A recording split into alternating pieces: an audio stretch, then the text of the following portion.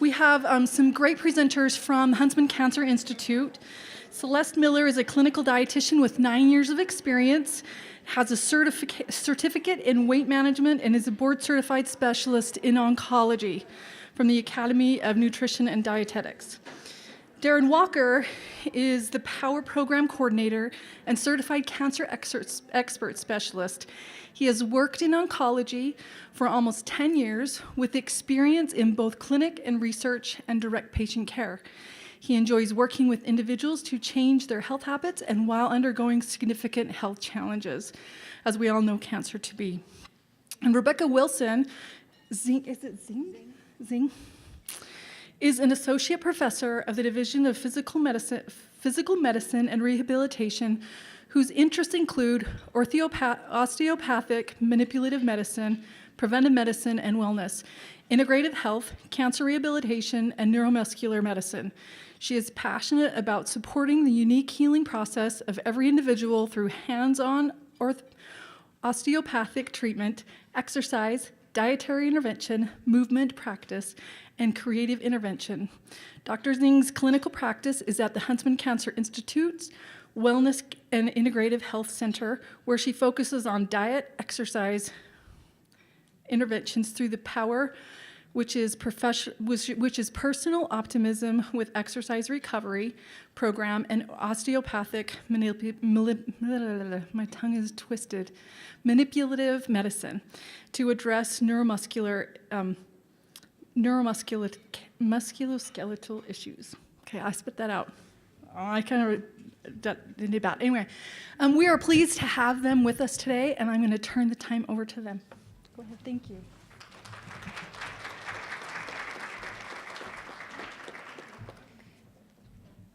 Thank you, guys. Thank you so much for having us here. We'll just go through. We just want to introduce ourselves initially. Again, I'm Rebecca Wilson-Zing. Hi, I'm Darren. And I'm Celeste. And we are really excited to be here to talk about our approach up at Huntsman and the evidence behind using wellness through physical activity and nutritional counseling in the oncological setting. In terms of definitions for integrative medicine, how we can conceptualize that, integrative medicine emphasizes the wellness of the entire person in the context of their biopsychosocial situation, and can also be thought of as the practice of medicine that reaffirms the importance of the relationship between the practitioner and the patient, focuses on the whole person, is informed by evidence, and makes use of all appropriate therapeutic approaches, healthcare professionals, and disciplines to achieve optimal health and healing. So I was just going to talk a little bit. These are kind of some of our mission statements, vision statements, values, and our motto. So these are things that we've kind of crafted recently. Last fall, we had a retreat with our whole department. And so some of these are our guiding principles on when we make decisions about program implementation or patient care, or even when we're looking at onboarding with a different research project. We always want to make sure that what we're engaging in really meets our vision and our mission statement for our department. So I just wanted to kind of read those to you. Some of the values that we hold strong to are hope, respect, compassion, innovation, exceptional care, and integrity. Our mission statement is the Wellness and Integrative Health Center provides individual care for people affected by cancer. We offer compassionate support, diverse treatments, and wellness guidance to ensure quality of life through evidence-informed practices. And then our vision statement is our goal is to expand services and reach individuals throughout our diverse communities by offering exceptional care at the forefront of integrative health.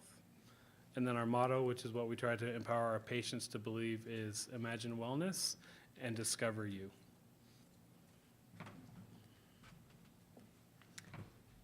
And so for our talk today, I'm going to start with the first portion, and then we'll go down the line to Darren and Celeste. We'll go through cancer epidemiology, as well as a view of cancer rehabilitation and how our program has developed and what we hope to bring to the patient experience. Go into the exercise program as that's developed and into nutritional counseling. So this is the map of what has grown from initial exercise evaluations in, was it a broom closet 12 years ago.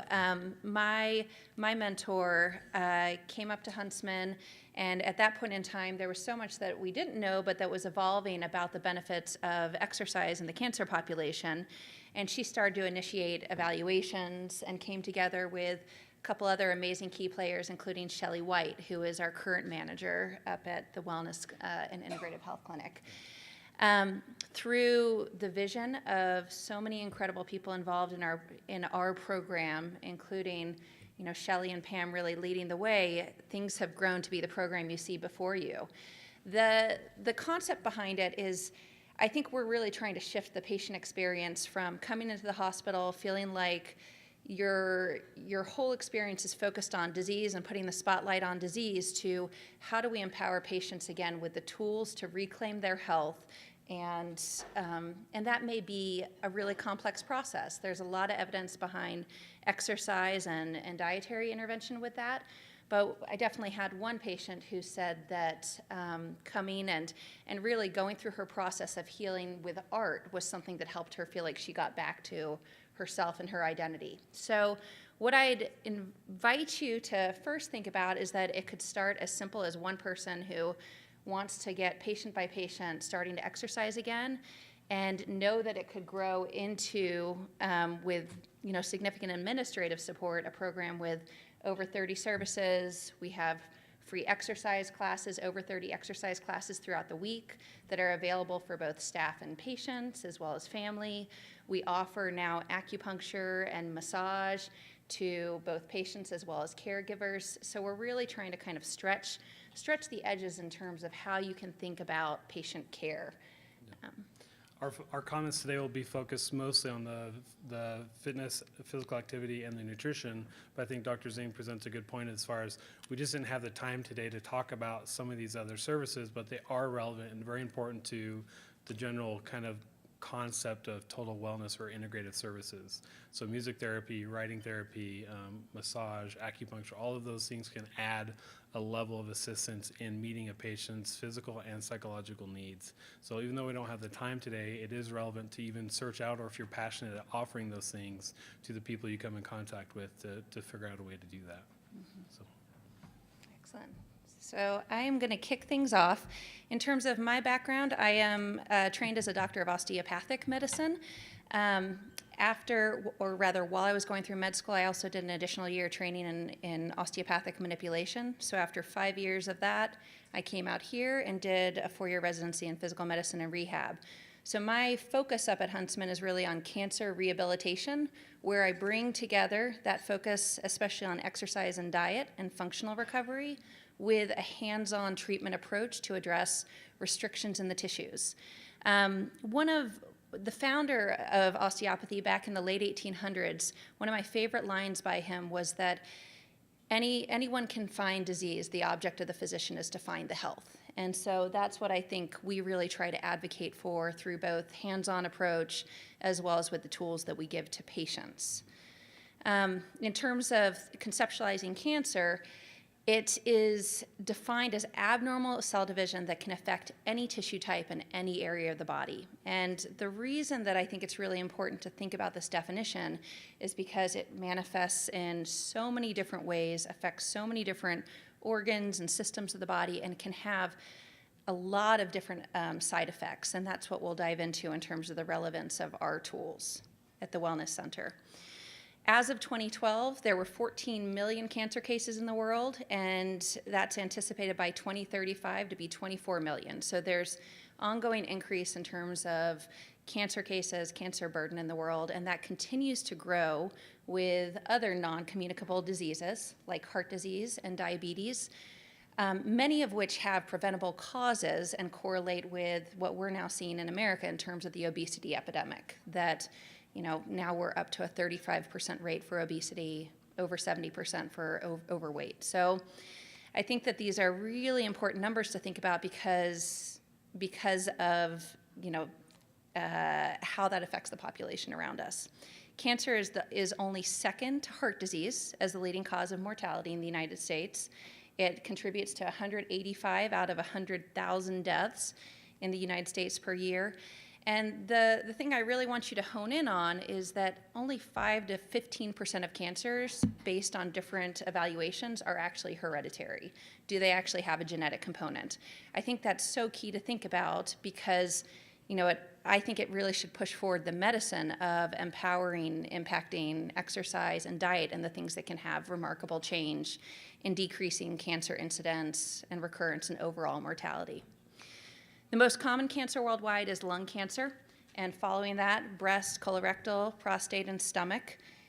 In terms of how that looks in the United States, again, those comprise about 50% of the new cancer cases we saw in 2017, which, unique to the United States, breast is slightly higher than lung cancer with a 15% and 13% for lung cancer.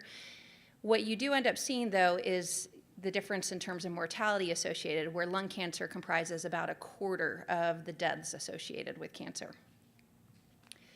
In terms of lifetime cancer risk, why are these numbers important?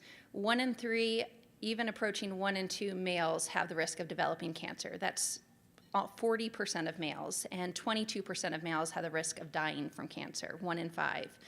The highest risk in males for developing is prostate cancer. 12% of men have the risk of developing, but the highest risk in terms of dying from cancer is lung cancer, where there's 6% in dying, 6.85% risk in developing.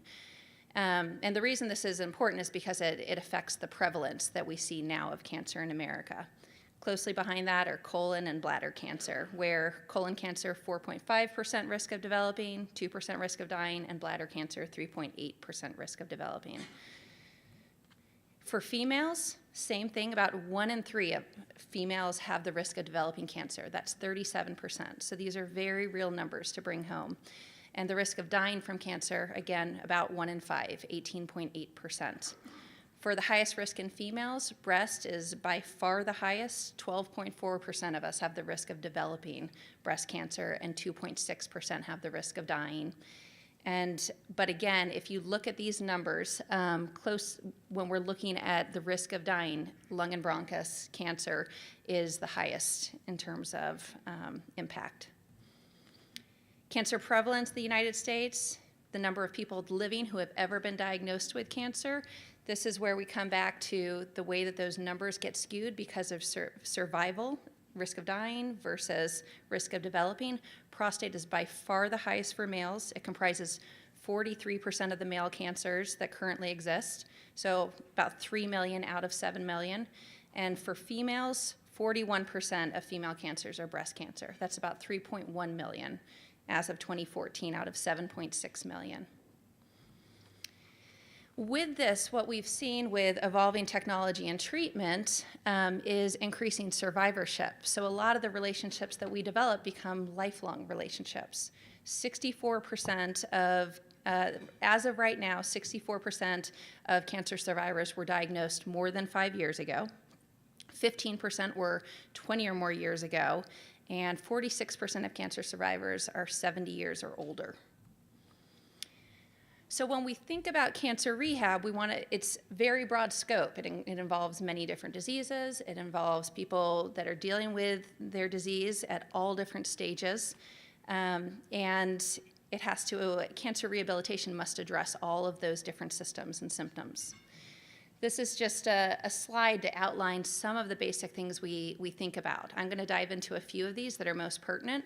Fatigue, absolutely the #1 symptom that we tend to see in the cancer population.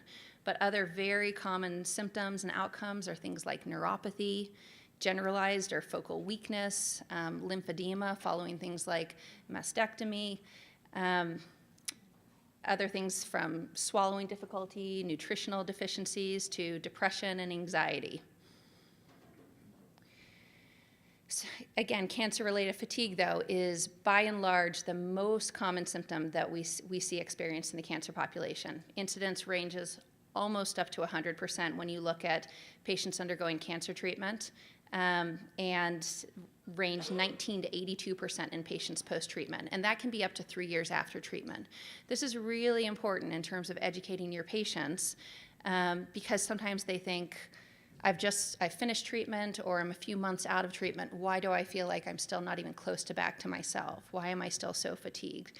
And so reminding patients this is normal, and then giving them powerful tools for being able to address that fatigue is absolutely essential.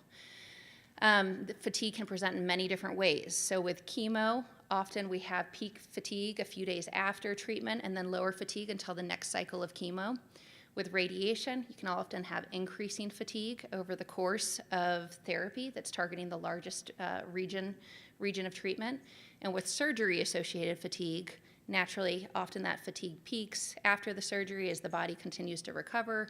Patients often feel better and better. So we see different undulations in the fatigue. And with that, there can be all sorts of psychosocial issues, somatic complaints, different types of pain, quality of life that can come along with it.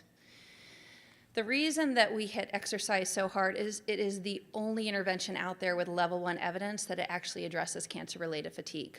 In studies, it's been shown to contribute to 35% reduction in fatigue and 30% improvement in vitality in randomized controlled trials. It can have effect both during and after cancer therapy. There are studies that show that there's improved tolerance of chemo. Patients are actually able to complete their chemo treatment and tolerate possibly higher doses if they continue to exercise through treatment. It also can reduce what I often see in the rehab world of a lot of the potential sequela down the line of maintaining range of motion, maintaining strength and postural stability, and avoiding a lot of the pain and restrictions, things like adhesive capsulitis, rotator cuff issues that can come on if you're not really pushing for that exercise program. So our goals are to optimize aerobic conditioning and generalized strengthening through an individualized exercise program.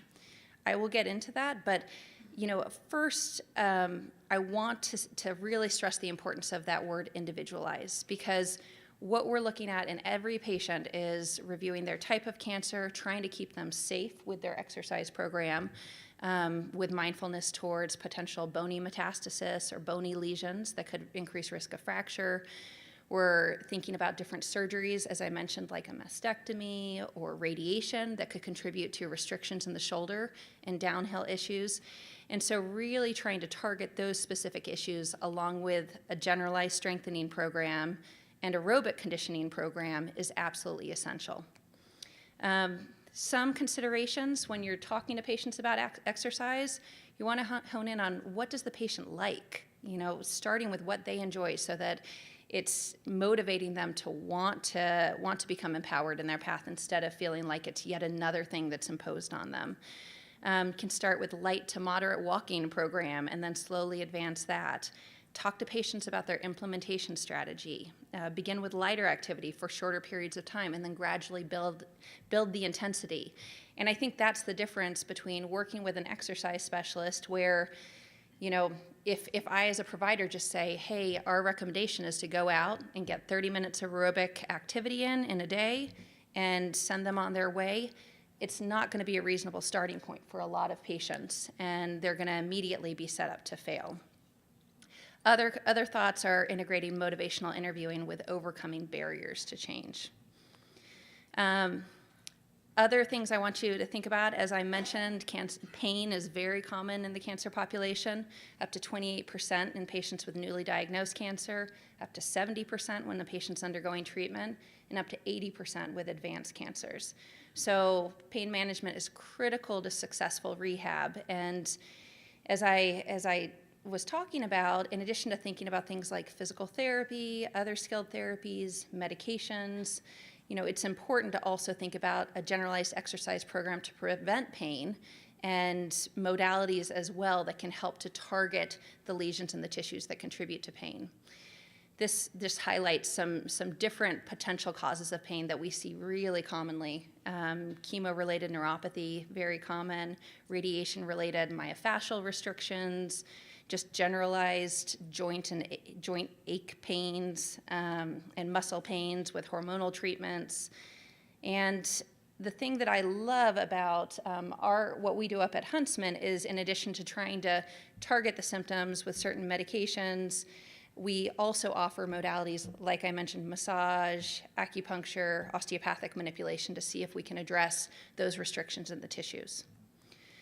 Finally, one other very common symptom is mood disturbance, anxiety, depression, fear. These can all be debilitating. So making sure that you hear patients when they're bringing these up, provide access to supportive care services through social work, psychology, psychiatry, and make sure that these issues are addressed is incredibly important. The thing, though, that I see often in our population is patients often come in and feel like they've been disempowered. They are going through a line of treatment and kind of have given themselves over to that. So giving back tools where every day they can feel like they're working on their health, working on increased, improved potential for survival, decreasing their risk of recurrence, that is incredibly empowering for a patient. From a cancer rehab perspective, as I discussed, our goal is to optimize their patient's functional independence, decrease symptom burden, and decrease risk of recurrence. We at Huntsman have the possibility for patients to work one-on-one with exercise specialists. We build them up in a program that progresses over the course of many months, starting with twice a week and working on aerobic conditioning, strength training, flexibility, and balance. Also have the opportunity to work with dietitians for dietary guidance and weight management, optimizing nutrition, and selecting healthy food choices. And another thing that I often consider is if there's a specific issue that would benefit from skilled therapies like PT, physical therapy, occupational therapy, speech therapy, often we'll refer down the line to that as well. This is just an outline of other modalities that I introduced. In terms of considerations for you, specifically in the cancer population, often I'll refer to acupuncture for chemo-induced nausea and vomiting. Patients really benefit from that before and while they're going through chemo, for neuropathy and for fatigue and pain. Massage can be tremendously beneficial to address soft tissue restrictions and myofascial pain. And we also integrate different mind-body techniques. There's a whole new center for mindfulness that's developed up there, and a lot that we could go into with that. But in terms of the benefits of exercising cancer, just so you're able to see some of the data behind it, exercise is protective against colon, breast, and prostate cancer, as well as possibly endometrial and lung cancer in current studies. There have been studies that showed that even just getting 8 med hours per week of exercise, correlating with about 3 hours of brisk walking, was associated with a 34% reduction in cancer-related mortality, 40% reduction in total mortality. And another study that I think is striking is that there was 49% lower relative risk of all-cause mortality and 61% lower cancer-related mortality found in those that performed just 90 minutes of vigorous activity per week. Our goals are to promote strength, endurance, range of motion, balance, optimize functional independence. We also want to work with weight management. We want to optimize the immune system, which actually can help with decreasing, the potential growth of tumors, decrease risk of cancer recurrence. And the generalized recommendations out there, both with the American Cancer Society and American College of Sports Medicine, are to try to get at least 30 minutes of moderate to vigorous physical activity 5 or more days a week. How does this program look for us up at Huntsman? These are some generalized recommendations. Again, there are a lot of modifications for these based on maintaining safety in a patient. Like if a patient has spinal bony lesions, we'll do spinal neutral exercises. We won't do max strength testing in an extremity initially if there's a bony lesion. So there are lots of modifications. But in terms of our base, we try to guide patients towards a generalized resistance exercise program that they're doing 2 to 3 days a week and really build that up safely after going through a formal evaluation at their initial appointment and checking back in every 3 months with new reevaluations. We, again, advocate for aerobic exercise that gets them up to 30 minutes a day, 5 days a week at moderate intensity. Really push forward a flexibility program. We work to optimize bone health through weight-bearing activities, optimizing calcium and vitamin D, and through resistance exercises that really help reduce risk of osteoporosis and osteopenia. And we also really advocate for meeting with a dietitian for everything that Celeste will cover.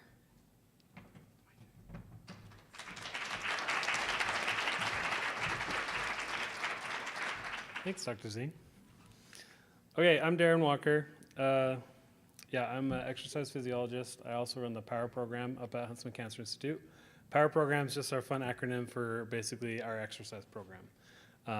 So we're an outpatient clinic. We're located on the first floor of the Huntsman Cancer Institute. So if you are ever up there, you walk in the front door, go past the gift shop, and you'll run into us. That's where we're at. Because I do the fitness stuff, that's my next slide. So if everyone wants to stand up for me, you've been sitting for almost 30 minutes, so we gotta stand up, move your arms, move your legs. You can do some standing marching if you want, get some stretching in. I won't make you do like tree pose, but anything that you want to do, kind of just wiggle out a little bit. Take some time. Excellent. Good.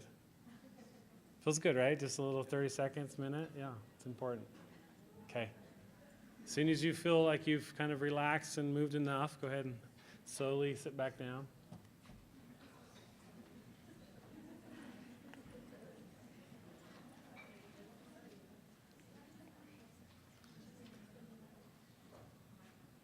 Perfect. Excellent. So Dr. Zing talked a lot about the general guidelines for our population and recommendations for physical activity. So I don't want to belabor the point as far as what the total recommendations are, but I think sometimes translating that into actionable goods is the hard part, right? It's like, yeah, I know I should get 150 minutes of moderate intensity aerobic activity, but when I'm literally talking to a patient or a survivor in front of me and they tell me I have a hard time getting up out of my chair, you say, how do we get that 150 to really happen, right? And so in our program with the staff that I have, we really try to figure out how do we implement, right? How do we actually accomplish what everyone tells us that we're supposed to be doing as far as health recommendations? So I'd like to try to speak to that today. So I'm going to talk a little bit about how our program works and the structure of it, and then how we go about trying to meet the needs of our individual patients. So our guiding principle, our mission specific to our POWER program is we want to empower patients affected by cancer to improve their quality of life, reduce treatment side effects, and increase strength for daily activity, or daily living, through movement in a supportive atmosphere. So I want to break that down. People affected by cancer. That includes survivors. So we define survivors as from the day they're diagnosed. So if I go to the dermatologist, he takes a mole off my back. He calls me a week later and leaves me a voicemail saying, hey, that thing I removed on your back is melanoma. From that moment on, you're a survivor, which means you qualify for all the services, right? So a lot of our patients think, I have to go through it first. I have to finish my treatment, or I have to complete my radiation, or I have to be 6 months out in order to qualify to do these services. Sorry. We've had people literally walk past our clinic, say, I hope one day I can make it to your clinic. I hope I survive so that I can make it to your clinic. Not realizing that's why we're there, is to help them actually get through their treatment and to help them actually enable them so they will survive. And so just defining that, I just want to make that clear that the moment you're diagnosed, you're a survivor, which means that you should be engaging in services to empower you to make it through that process.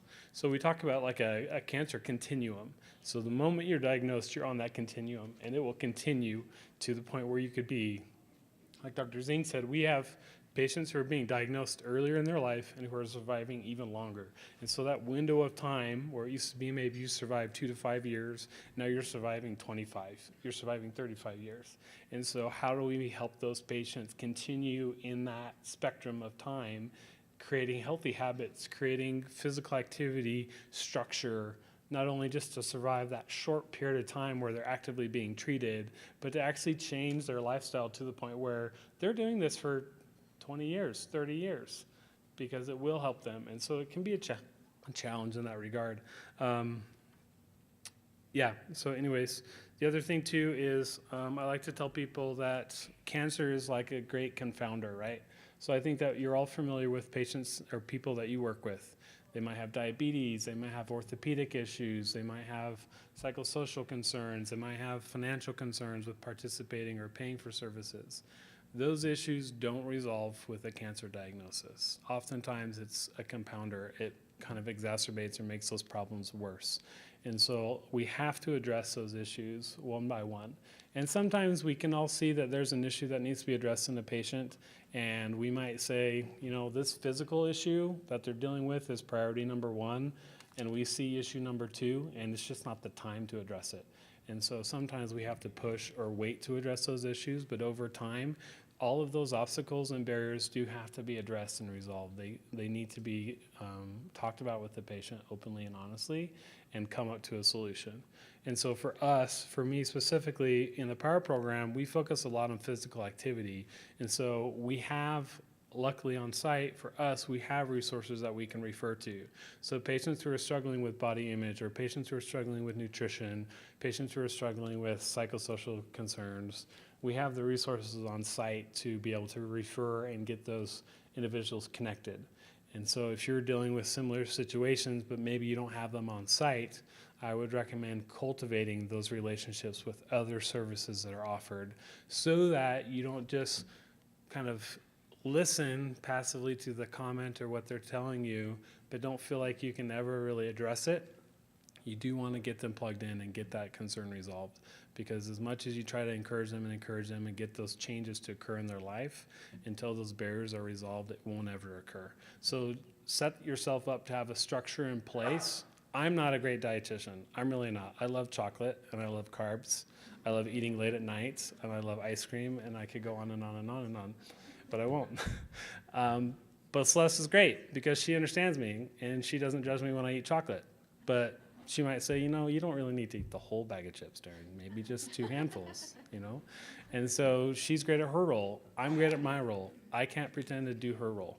And so really knowing what you're good at, knowing what your position is, and practicing your craft to the best of your abilities, and then finding others who do the same in their domain expertise and allowing them to be part of that process is really empowering for you to be able to do what you need to do, but also for your individuals that you're working with, right? Sometimes people come down and have a whole bunch of crazy questions about their cancer, and I know a little bit about a lot of different things, but what I'll probably do is send them up to people who work in the Cancer Learning Center, and I'll be like, you know what, they have a lot of information upstairs. Go take a look.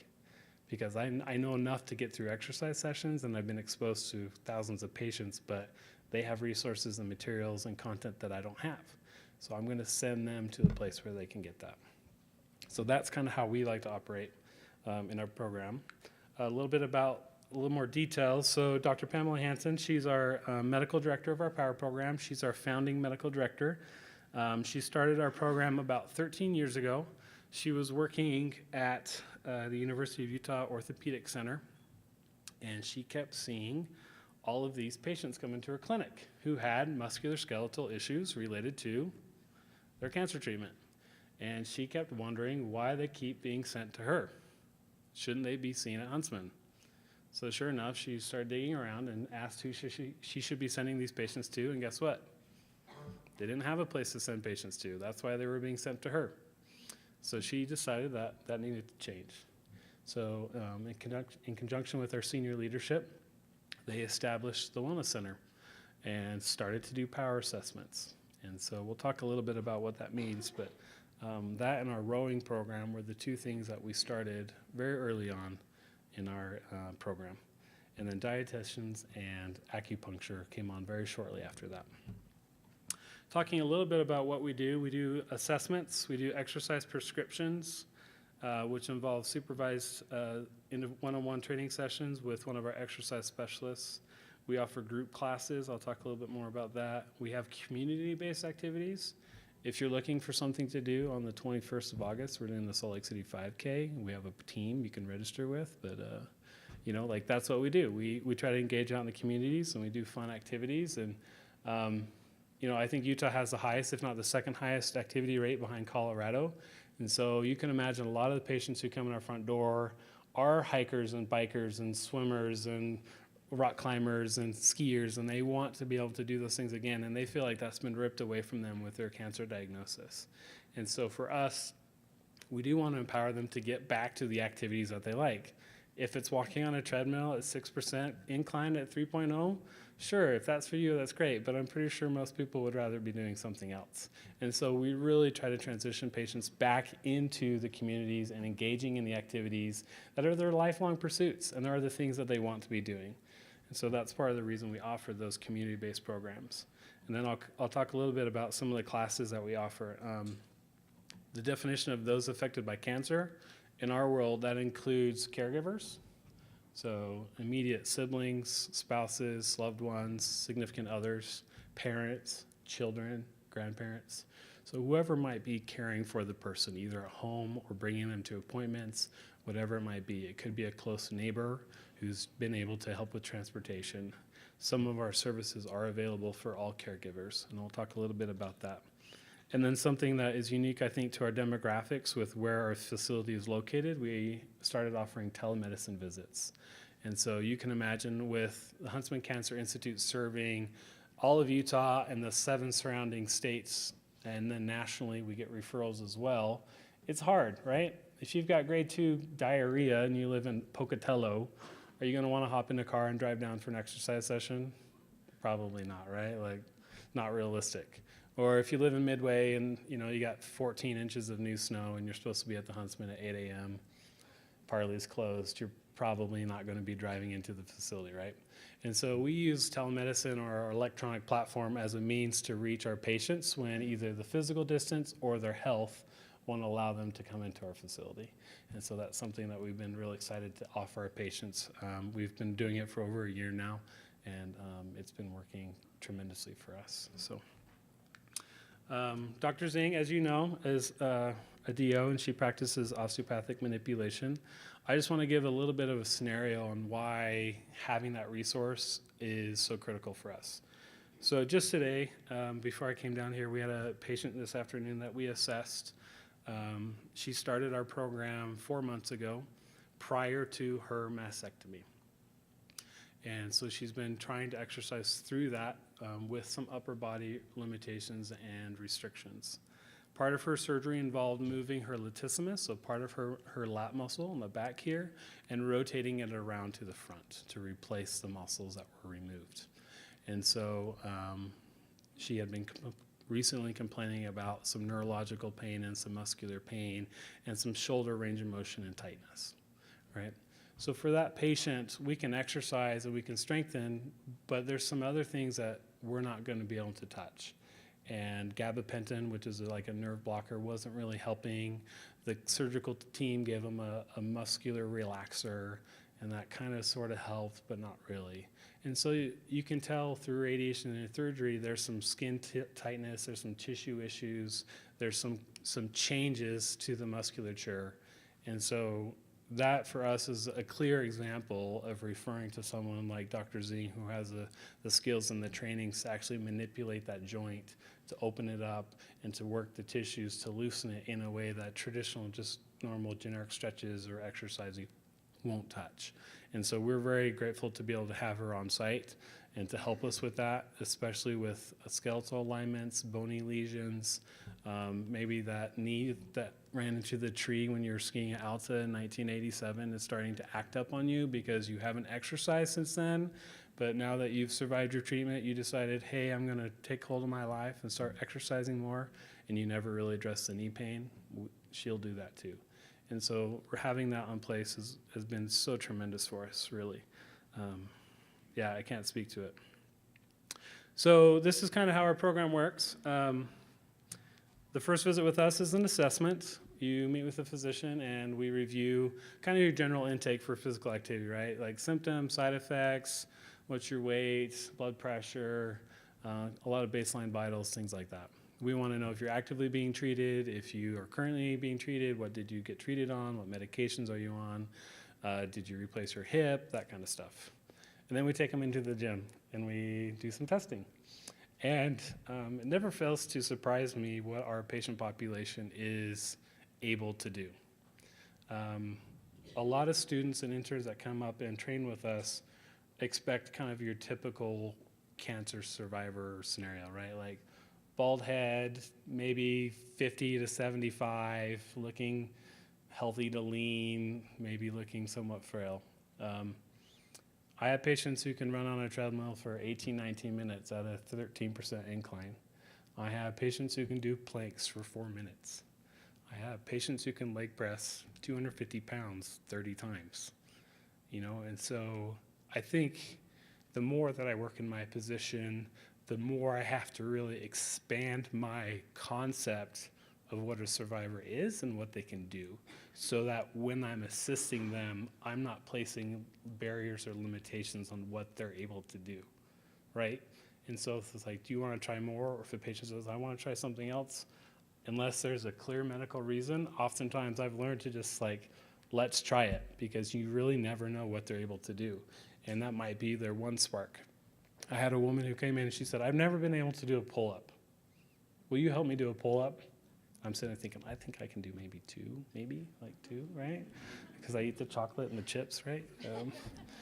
And sure enough, she had radiation, she had surgery, and she'd never been able to do it with a healthy body, let alone going through treatment. So we worked on range of motion first, and we worked on strengthening first, and then we got a bar, and we have all these cool bands and stuff, and so we were doing assisted pull-ups with a whole bunch of bungee cords helping, right? And eventually we worked up through the point where she's doing one pull-up unassisted. It's woo, right? Super awesome. Some of our patients just want to be able to get off the toilet. Some of our patients just want to be able to get out of their car. Some of them want to be able to walk at the store without having to sit down in between aisles because they're so fatigued. And so really, we have patients everything from almost bedridden to running ultra marathons. And I want to impress on you that the patients that you come in contact with that are cancer survivors are going to be somewhere on that spectrum. And they really will amaze you in their abilities. And so we want to encourage them to really just amplify and magnify their strengths and maybe help them on some of their weaknesses as we're encouraging them to participate.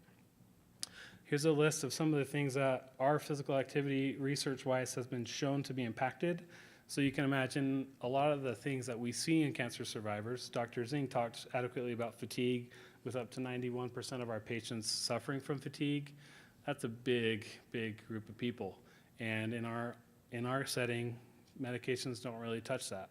And so consistently exercising regularly is the best medicine that we have to offer patients who say that they're fatigued. Now, I mean consistently as far as frequency, right? Consistency is key. I tell that to patients all the time. Consistency is key. They get really sick of it. Their progression is kind of like a stock market crash. Anybody have stock market portfolios? I don't. Have you ever seen a graph, right? Right? It does this, doesn't it? And they always talk about a big spike, and then it drops, and then it spikes. That's how our patients are day to day, or hour to hour. Literally, I can see someone Tuesday, they're great, they had steroids during their treatment on Monday, they feel like rock stars, and we're doing a lot during the session, and they feel fantastic. And then they come in Friday for their second session, and the steroids have worn off, and the treatment's starting to hit them, and they did their best to just make it in the front door, right? So for me as a provider, even though I have a sheet in front of me that tells me what exercises we did on Tuesday, I can't follow that on Friday. I have to be able to assess my patient and know how they're presenting that day and to modify accordingly. So in the back of my mind, I know what the recommendations are and I know what the frequencies are, but if it's treatment week, I'm not going to be pushing 150 minutes. I'm going to be pushing, thanks for coming in today. Congratulations. Next week, let's focus on 60 minutes. The week after, 120. And the week after, 150. And then the week after that's treatment week. So guess what we do again? We reset, right? And sometimes we have to do that, and that's okay. But when we reassess every 12 weeks and we retest our patients every 12 weeks, we can start to really get a trend line of how they're doing. So for our population, if they're actively being treated, stable is a success for us. Just preventing loss of strength, weight, changes, even sometimes if they have poor labs, like they're anemic, they have no red blood cells, white blood cells, things like that, we just want to be stable, and we'll take that. And then once they get around the corner, or if they finish their treatment, then we can focus on a different stage of their recovery. And so really assessing and knowing how your patient is. I love it. When I work with patients, I get to work with them for 60 minutes at a time. And so we do 1-hour sessions with our patients. You can imagine 1 hour, twice a week, months at a time. I can really get to know some of our patients. And so for me, that's actually a tool, because when they walk in the door, I know them and I can tell, I can see you're not feeling well today, or you're not quite as chipper and jokey as you normally are, or wow, that was a pretty strong, firm answer. Like, let's be a little sensitive today. And so when you're working with patients with oncology, it's important to learn where they're coming from and how they are, because it will change. And I find that that's really empowered me to be able to reach my patients' needs better, is to get to know them as an individual, and then they share, right? Being empathetic and listening and having frank conversations. And then we can get to some of those barriers to exercising. A little bit of a challenges that we have with patients to participate. Travel, obviously, we talked about that. So we have telemedicine to help a little bit with that. But if I live in Murray and I'm 78 and I'm on pain meds and I shouldn't be driving, do I do telemed or do I come in, right? Like, there's some challenges. Time spent in sessions. So you can imagine patients who work, they're full-time employed, they've been survivors for 7 years, they're managing their lives and their families and their jobs, and you ask them to start walking 150 minutes a week, and on top of that, exercise for another 120. It can seem very overwhelming. And so figuring out a way to implement that slowly and successfully and consistently so they start to see the benefits. Once they taste the benefits and see the changes in their lives, it becomes more natural for them. Cost and coverage, this is a tricky issue even for us. So our program works in a very interesting way. So our assessments with our providers are billable. The second visit is an exercise prescription, which is free to everyone. So everyone who starts our program gets their prescription for free. So that's not a barrier to get it. After that, we actually use a self-pay model, which means that patients buy like a little punch pass, right? They come in and we punch it, and it's like visit 3 of 12 kind of a thing. It ends up being about $8 a session, and we do offer a slide scale to Huntsman patients who have financial assistance at the Huntsman level. So if they qualify for a certain amount of charity or slide scale assistance, we'll honor that as well. So some of our patients do get reduced amounts. So you can imagine some patients are like, I've got $52,000 of medical expenses. I'm not paying for exercise sessions. And we say, great, here's your program. We build it for you to do at home with the equipment that you told us that you have. Let's go ahead and review it. And so I've built programs with soup cans and milk jugs and told people to go buy PVC bars at the hardware store and put sand in them. Some people are immunosuppressed or compromised, and they can't go to local community rec centers or your commercial facilities because they can't be exposed to those kind of things. And so we get creative. But Dr. Zing touched on that in her comments about it is personalized. There is not a prescription that we write that is the same for 2 people. Every person we look at specifically for their distance, their travel, their health concerns, equipment access, financial availability, even what they tell us that they're willing to do. So if they're like, I'm unwilling to do any core exercises, it's like, okay. And we really might build them a program with no core. And we might do that for 6 or 8 weeks. And then we might ask them, like, can we put some core exercises in, please? You know? But that might be a barrier. So we might need to take care of that later. But we just want them to get moving. And so really working with them individually. And so the idea for us is every time a patient comes in, we want them to leave the facility feeling better than when they came in. And believe it or not, that happens, even with exercising. I know, right? Even with exercising, you can feel better after, I promise. Physical abilities, pre-existing comorbidities, we already talked about that. And then I think adherence is the biggest thing for us. Both in cancellations, a lot of our patients want to cancel. I don't know why. For some reason, if they're sick, they still see their oncologist, but if they're sick, they don't want to come exercise with us. I don't get that, but really just helping patients be consistent so that they can get through a period of time that might seem very dark for them is crucial. And so that's kind of where that's at. And then I just have a couple of slides here. Dr. Zing talked about this a little, about how exercise is actually changing the DNA of patients. Literally, exercise is shown to change the RNA in a person's body, and that has been shown to reduce cancer recurrence rates and cancer occurrence rates. So when we talk about changing the DNA of cancer, we're literally starting to see in the research that exercising manipulates your RNA and shows that you have lower cancer rates. Like, how cool is that, right? Like, you can take care of not getting breast cancer again if you exercise regularly. And patients can take hold of that and do that and take that and use that. And that's fantastic. And same thing with obesity. When you look at major risk factors for developing cancer, when we talk about, like, I know that you've had weight challenges your whole life, and I know that you've tried to diet with this, and I know you now have a cancer diagnosis, but your fat cells secrete estrogen, and your tumor grows with estrogen. So we need to lose the weight to help you not develop cancer. And having that conversation with them. And those are fun conversations. They're crucial, and they can be hard to do at first, but I find just being empathetic and talking to them about why you want to help them really goes a long way. And then I just have a couple of slides here. We have some flyers for all of our group classes that we offer. We talked about how we offer classes for patients, caregivers, and staff. So if we have like stressed out nurses on the inpatient unit, guess what? They get to come up and take some Zumba with us at 2 o'clock, you know, that kind of thing. So we offer those. We offer Qigong and Tai Chi. We have a really great partnership with Red Butte Gardens, if anybody's ever been there. So starting this month in April, we actually offer Qigong and Tai Chi out in the Rose Garden. And so it's really awesome. And so just finding opportunities to be creative, to empower patients to participate, and finding creative ways for people to get back to doing the things that they love is really kind of the focus of our program. Here's some more flyer pictures. And then we did talk about the community events that we do. We try to partner with Hometown Heroes and the local events to get people just out and moving. So without further ado, I'm going to let Celeste talk to nutrition.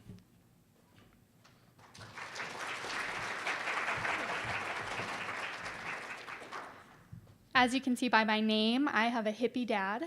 So my name's Celestial, but you can call me Celeste. I'm a registered dietitian, and I love food, including chocolate.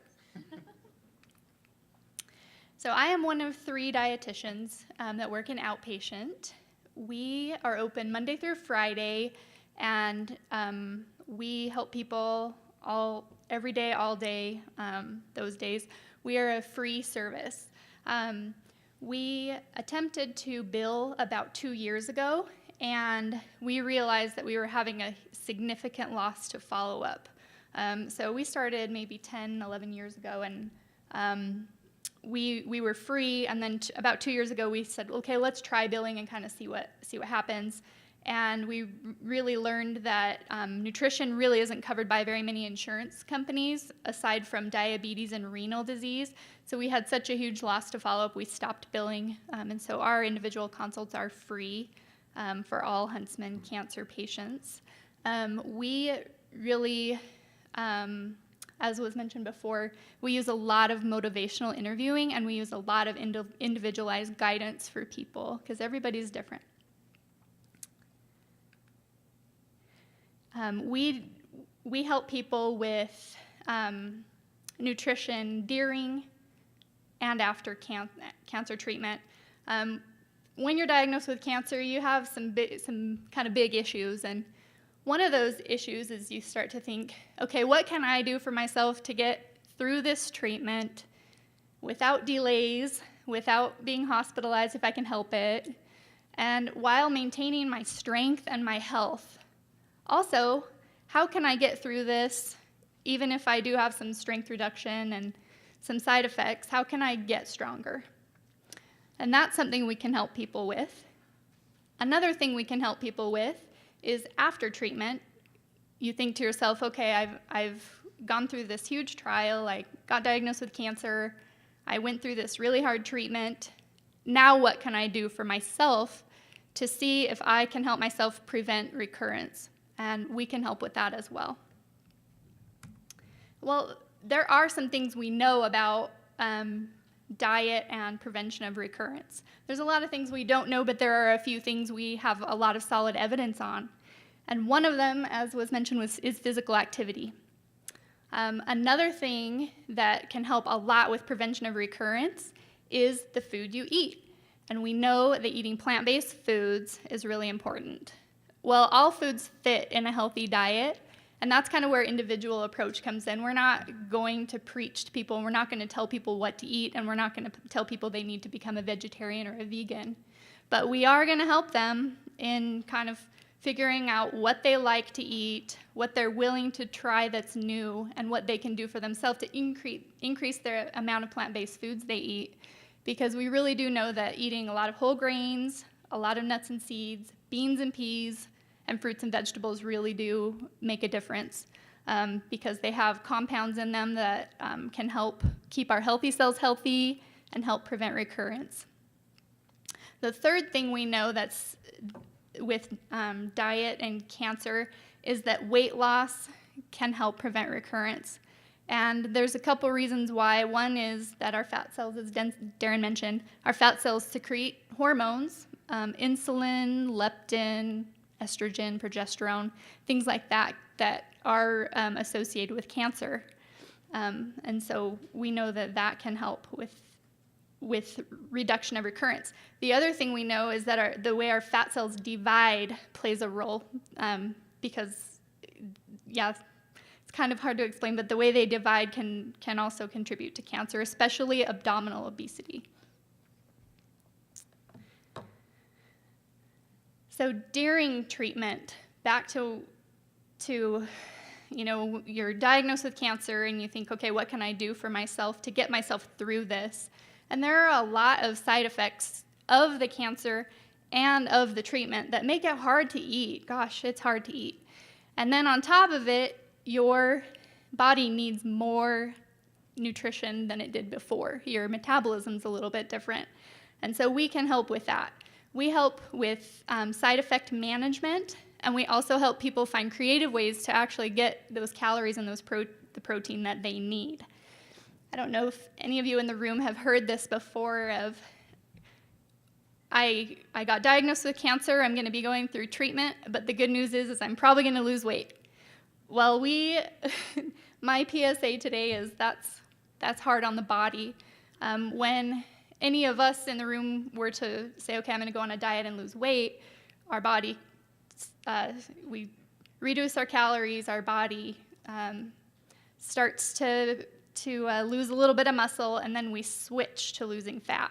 Well, when you have a stress of illness, then your body kind of starts to lose some muscle, and then it doesn't stop. It just continues to lose muscle, and so you have a tremendous amount of deconditioning if you're losing weight during cancer treatment, and there are a lot of implications to that, including it can delay treatment. It can mean you get hospitalized for a short time. It can affect your immune system. It can affect your blood values, and it can affect your recovery significantly. So that's my PSA is maintain your weight. If you're undergoing cancer treatment, maintain your weight as much as you can, and then focus on weight loss after the fact.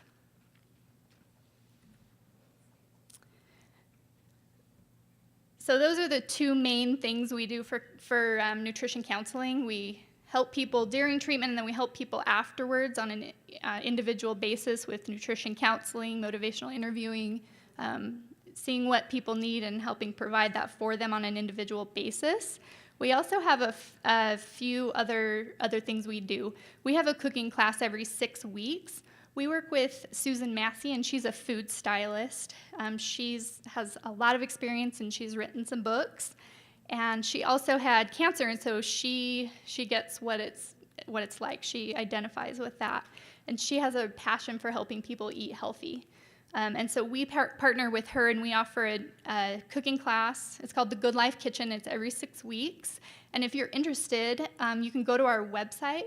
Each class is $5. We have one coming up this month in April, and then we have another one in June. And so if you were to go to our website and just look at our catalog, the times are there, the dates, as well as directions. And each class is $5, and it's open to anybody. We are growing.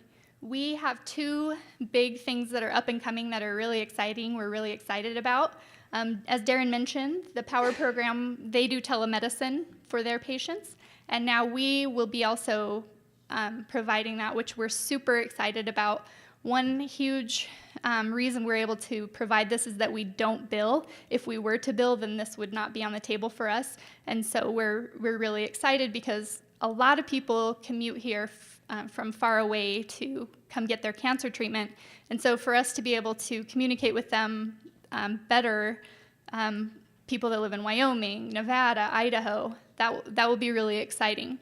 Currently, we do a lot of telephone calls, and this is just another step that we can do to provide more face-to-face interaction, as well as using technology to share media with people. So we're really excited about that. The second thing that we're developing, we call it the New You program. But essentially what it is IBT, or Intensive Behavioral Therapy for Obesity, for Medicare guidelines. I don't know if any of you have heard of that. But Medicare, they created this guideline that says, okay, if you provide these certain services, then we'll pay. And so this is actually a program that we can bill for, which we're excited about. And so each participant gets 22 sessions with the dietitian over the course of a year, which is really exciting. Part of them are individualized counseling, and then part of it is group classes. And the cool part about that is that they get to kind of address their individual needs one-on-one, and then also have that education piece that helps us all so we can understand the nuts and bolts of good nutrition.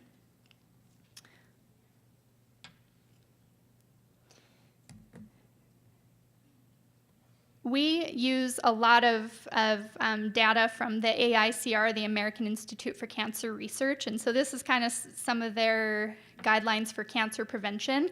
And so the first one is weight, and so optimizing your weight. We know that weight is associated with 10 types of cancer, as you can read: esophageal, pancreatic, colorectal, endometrial, renal cancer, postmenopausal breast cancer, gallbladder cancer, ovarian, as well as prostate cancer.